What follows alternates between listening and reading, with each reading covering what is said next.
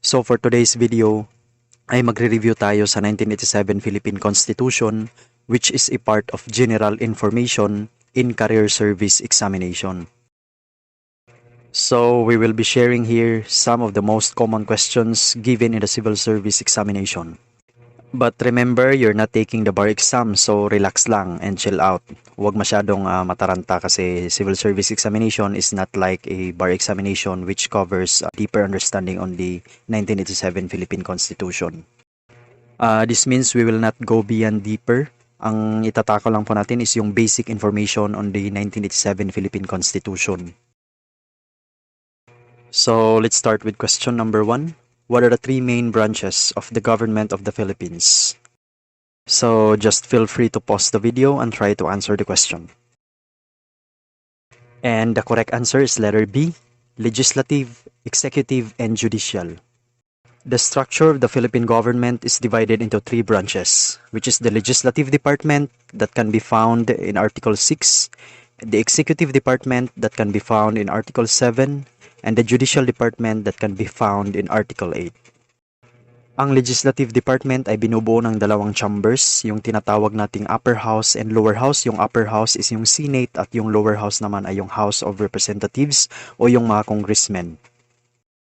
And the executive branch is composed of the president and the vice president who are elected by direct popular vote and serve a term of 6 years.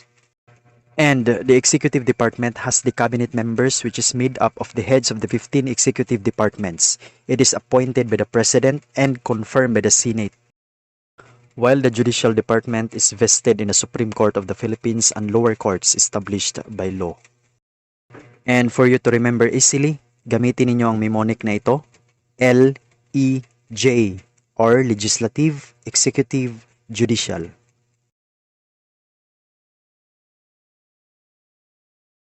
Next, we have question number 2. It states that no person shall be deprived of life, liberty, or property without due process of law, nor any person be denied the equal protection of the laws. This statement can be found on Article 3 Bill of Rights, Section 1. Ibig sabihin nito, walang sinumang tao ang pwedeng alisan ng buhay, kalayaan o ari-arian ng walang due process, ni hindi pagkakaita ng sinumang tao ng pantay na proteksyon ng batas. Always remember that Article 3 Bill of Rights is a list of rights or listahan ng mga karapatan ng isang tao o isang individual. While choice A is suffrage, Article 5 of the Constitution, Republic Act, it is a piece of legislation used to create policy at ito rin po ay nakabatay sa ating saligang batas ng Pilipinas at ang court order naman po, it is an official proclamation by a judge or panel of judges. Next, number 3. The following shall be exempted from taxation. Except there are some questions that is very confusing, so all you have to do is to understand first the question before going through the choices. So for us to understand further, let's try to translate this into Filipino. So bale, ang mga sumusunod daw ay exempted sa buwis maliban sa, ibig sabihin ang mga sumusunod na choices ay exempted maliban sa isa, maliban dito. Ito ay hindi exempted sa tax o hindi exempted sa pagbubuwis. Ano ba ito? So when we say tax exemption, this means that they are free or they are not subject to taxation that is regulated by the Bureau of Internal Revenue. So iisa-isahin po natin, when we say non-profit cemeteries, it means they operate solely for the benefit of members and they do not collect any profit. So when we say charitable institutions, kagaya ng non-profit hospital, home for the aged, orphanage, which has been granted an exemption under Section 501 of the Internal Revenue Code of 1954. Since ang layunin naman po nila is to promote the welfare of others and they generate money through donations. Actually, land and buildings are also exempted from taxation, but this exemption is strictly applicable only to properties that actually used for religious operations, charitable operations, or educational purposes only. So, ang ibig sabihin nito, if you have the land and buildings which is used for religious purposes, charitable purposes, and educational purposes, that means that land and buildings is exempted from taxation. But if otherwise, hindi siya ginamit for the said purposes, then that land and buildings are not exempted from taxation. And remember that ownership in itself does not count, but rather the facts of actual and exclusive use of such owned property. Ibig sabihin nito, hindi nakabase ang pagbubuwis sa land and buildings kung sino ang nagmamayari. Ngunit pinagbabasehan dito ay kung saan ginamit ang pagmamayari. And lastly, we have churches and convents. Ngayon, if pagbabasehan natin ang 1987 Philippine Constitution, Article 6, Section 28, Paragraph 3, nakasaad dito na ang churches and convents are exempted from taxation. So, nakasaad din naman kasi sa Article 2, Section 6 that there should be a separation of the church and state at hindi dapat ito malabag ni numan. So, incidental to this, there should be no mixing of public expenditures to religious activities.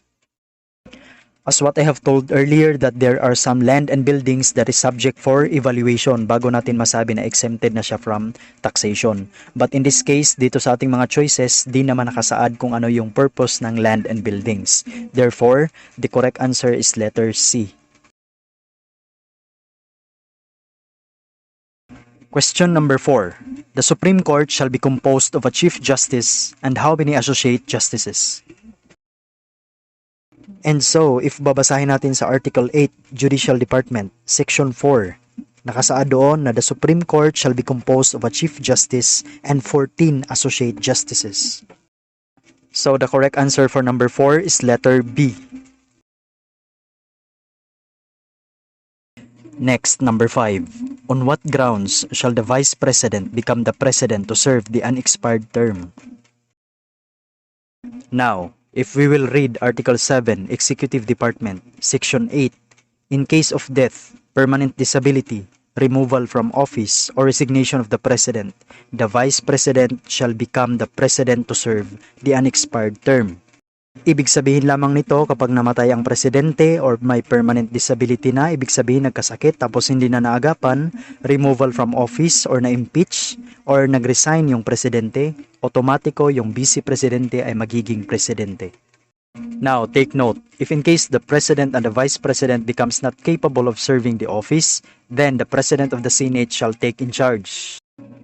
Now, if it happens that the Senate President is also not capable of serving the office, then the Speaker of the House of Representatives shall take in charge. Therefore, the correct answer is letter D, all of these. Since ang lahat ng nasa choices are the grounds for the Vice President to become the President to serve for the unexpired term. Number 6. If a President wishes to veto a bill, he or she must communicate it within a certain span of time. Otherwise, that bill will become a law. How long is this span of time? Now, ganito kasi, the President has the power to veto a bill. Ano ba yung veto? A veto is a constitutional right to reject a decision or proposal made by a lawmaking body, which is the legislative department of our government. But the question is, how many days does the President should communicate his vetoed bill to where it came from? Refer to Article 6, the Legislative Department, Section 27. Nakasaad doon that the President shall communicate his vetoed of any bill to the House where it originated within 30 days after the date of receipt thereof. Ibig sabihin nito, yung Presidente makipag-communicate siya kung saan nanggaling yung bill. If ever it happens na hindi siya nakipag-communicate within 30 days, then the bill shall become a law. If 2/3 of all the members of that house will approve. Next, number 7. It is the power of the state to promote public welfare by restraining the use of both liberty and property of all people. Ibig sabihin nito, kapangyarihan ng ating estado na itaguyod ang pampublikong kapakanan by restraining the use of both liberty and property of all people. The keyword here is by restraining the use of both liberty and property of all the people. Therefore, the correct answer is police power. Take note that police power can only be exercised by the government. It cannot be exercised by any private individuals or private companies. Number 8. According to Article 3, Section 15 of the Constitution, the writ of habeas corpus may be suspended in times of rebellion or what? Is it invasion, war, terrorism, or martial law? Feel free to pause the video and try to answer the question. But first, ano nga ba ang habeas corpus? Ito po ay isang karapatan ng isang tao na makahingi ng tinatawag na isang kasulatan o utos galing sa hukuman o kinauukulan. Ibig sabihin nito, ang writ of habeas corpus ay isang court order demanding to the public official, let's say for example a warden, to deliver an imprisoned individual to the court and show some valid reason kung bakit nakulong ang isang tao. Now, if we will read Article 3, which is the Bill of Rights, Section 15 of the Philippine Constitution, the writ of habeas corpus may be suspended in times of rebellion or invasion. Therefore, the correct answer is letter A. Question number 9. It is the electoral process by which an initiative on the Constitution is either approved or rejected by the people. Ang tamang sagot ay letter B. Kapag sinabi po nating plebiscite, ito po ay isang halalan para sa mga taong direktang apektado upang maaprubahan o matanggihan ang isang batas o bahagi ng isang batas na ginawa ng Kongreso. And at the same time, pwede ring tanggihan o aprubahan ang mga resolusyon o ordinansa na pinagtibay ng mga local legislative unit.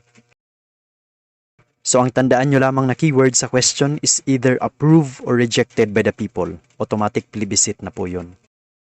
And take note that a referendum is an election where voters are asked to make a yes or no decision.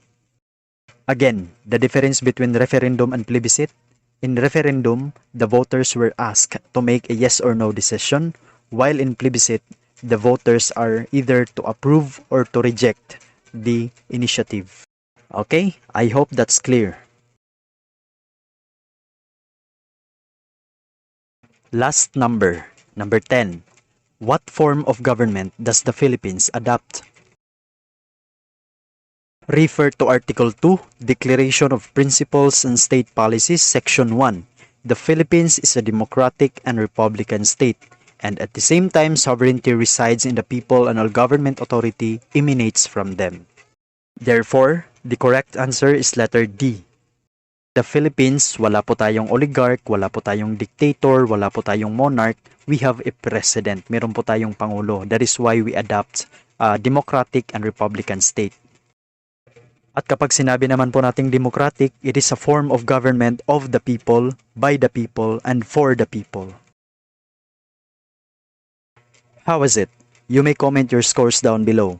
Leave us a like, subscribe, and share this video to your friends. And for me to improve our channel, you may answer a performance survey which can be found in the description box below. That's all for today. Bye for now.